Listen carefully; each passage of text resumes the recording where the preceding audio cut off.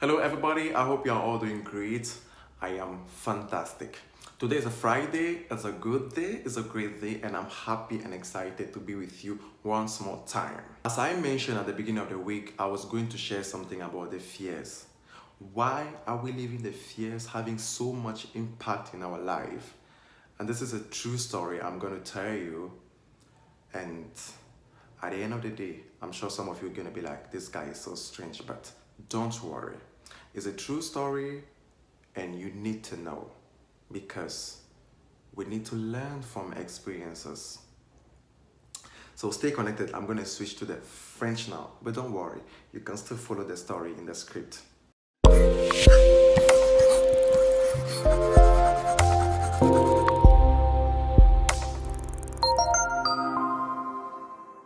Je vais vous raconter une petite histoire à propos de moi. Les gens qui sont autour de moi diront, David, t'as toujours plein d'histoires à raconter. Mais la vérité, c'est que j'en ai des tonnes. Et je vais vous raconter. Je voudrais en fait remonter le temps pour revivre certaines aventures que j'ai eu à vivre dans le passé. Mais c'est clair que certaines d'entre elles, j'ai pas envie de les revivre. Quand j'étais très jeune, ma plus grande peur était comment les autres allaient m'accepter. Comment j'allais pouvoir en fait m'intégrer dans la société. Mais de quoi il parle? En effet, étonnant que cela puisse paraître, je suis né bègue et cela a eu un impact véritable dans mon enfance. Pour ceux qui ne le savent pas, on appelle bègue ceux qui souffrent des troubles de la parole. Et cela se caractérise par des répétitions et prolongations involontaires des sons, des syllabes, des phrases ou des mots. Et pour terminer, par des pauses silencieuses longues. Mon Dieu, vous imaginez un peu des o, des a, des z, des g. Ceux qui sont bègues comprennent le langage dont je veux parler. En fait, je souris parce que aujourd'hui, je suis très content de comment est-ce que j'ai pu en fait travailler sur moi-même et pour pouvoir en fait sortir de ce lot-là. Peut-être ça fera l'objet d'une autre vidéo plus tard. Alors, bref, à l'époque, je pensais que c'était la seule chose qui pouvait me faire peur jusqu'à ce que je me retrouve dans une forêt. Il s'agit de la forêt de Bédoua, la capitale provinciale de la plus grande région forestière du Cameroun, avec sa température de maximum 30 degrés. En fait, j'avais décidé de jouer les courageux et de me balader dans la forêt seul. J'admirais la nature, le chant des oiseaux, le bruit de certaines créatures que je ne pouvais pas en fait identifier. J'avançais vraiment en chantant comme Singela le dit dans sa chanson. J'avance en chantant, oubliant douleur et peine. Bref. Donc du coup, j'avançais peu à peu jusqu'à ce que j'entende une voix féminine, un fond sonore comme ça. Et je me disais, mais qu'est-ce qui se passe? J'avais l'impression que la voix m'attirait et j'avançais progressivement jusqu'à ce que j'aperçoive une très belle femme.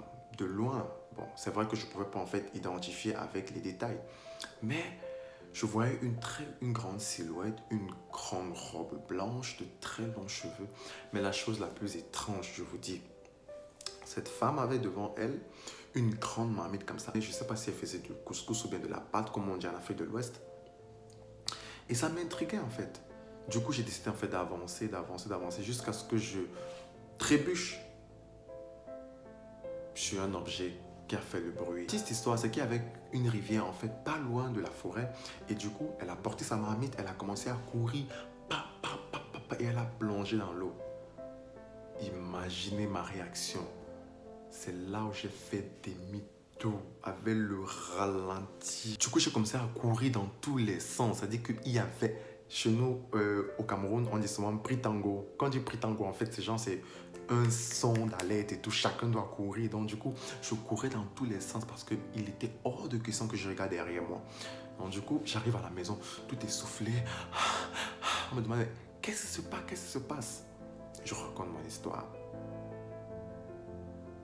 Personne ne m'a cru. Personne ne m'a cru. Je vous dis, personne ne m'a cru. Quelques années par la suite, je me posais la question de savoir pourquoi j'avais fui. Tout simplement parce que j'avais vu la personne qu'on appelait Mami Wata. Mami Wata, bon, il y a plusieurs moyens d'appeler cette femme, mais c'est les sirènes, on appelle ça les sirènes de forêt, ou bien les sirènes de savane, ou bien les sirènes de rivière, je ne sais pas trop. Mais j'ai grandi dans un environnement où la manière dont on a présenté Mami Wata, c'était du genre, si tu tombes devant elle, ton souffle va s'arrêter et tu vas tomber, quoi. Vous voyez un peu? Et c'est là, en fait, cette peur-là est venue au fond de moi et je ne pouvais pas, en fait, rester là. Il fallait que je cours. Et ma curiosité m'a fait, des années plus tard, faire des recherches par rapport à Mami Wata, qui est Mami Wata et comment est-ce que les gens l'aperçoivent. Et figurez-vous que cette peur s'est transformée en autre chose. J'ai commencé à être fasciné, en fait, par ces histoires. Quand je faisais un peu mal de recherches par des histoires de la Grèce antique et autres, un peu des histoires bizarres. Vous voyez un peu, donc, du coup, et c'est comme ça que j'étais fasciné. Mes peurs se sont transformées en je ne sais comment les décrire. Je pense qu'après cette histoire, je pouvais décider que non, je ne vais plus mettre pied dans la forêt. Ou bien aller à des campements comme ça. Mais j'ai pu travailler en fait sur cette peur-là. Cette peur-là s'est transformée. Ce qui fait qu'aujourd'hui, j'ai toujours cette passion d'aller dans la forêt, d'aller explorer. Si je pouvais me rencontrer Mami Wata encore une seconde fois, j'allais le faire. Le message derrière cette histoire, c'est qu'au fil du temps, j'ai remarqué que j'ai une passion en fait véritable pour les forêts, l'exploration, aller pour découvrir ce qu'on ne voit pas en fait au quotidien.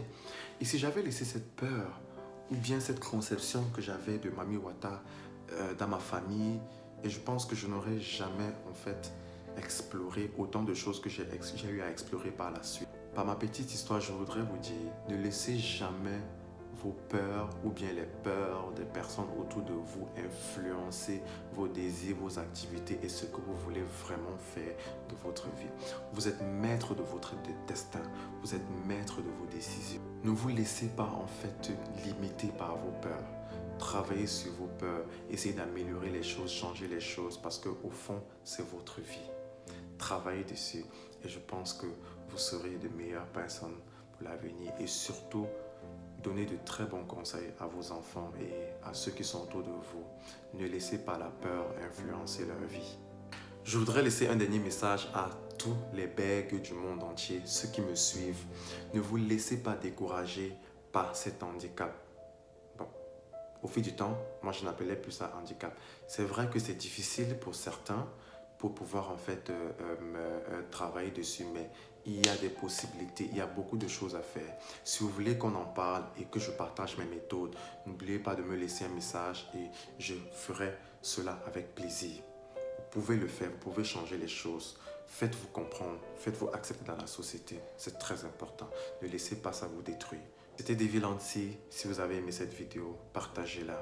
Et laissez-moi des commentaires. Dites-moi ce que vous pensez de Mami Wata dans votre région. Alors, on va en discuter. Merci, prenez soin de vous et à bientôt.